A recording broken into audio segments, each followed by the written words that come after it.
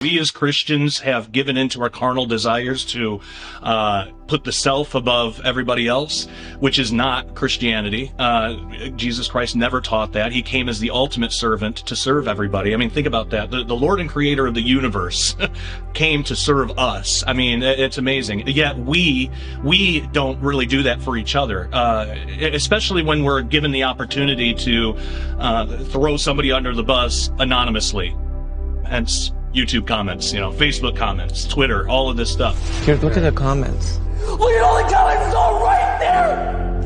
And it's really this carnal desire to be the best, to show yourself as better than everybody else, as smarter than everybody else. That has led to a fracturing of Christianity. We're not bringing in any new converts. We're actually losing people because of this. We're every year at a faster and faster rate, we're losing more and more Christians. I mean, it seems like we're losing more Christians than we're bringing in because we're too focused on having these online fights.